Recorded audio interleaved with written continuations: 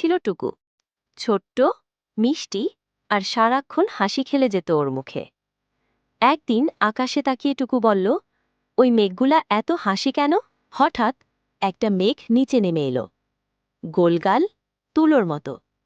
মেঘ বলল, কারণ আমরা হাসির দেশ থেকে আসি। তুমি যদি চাও তোমাকেও নিয়ে যেতে পারি।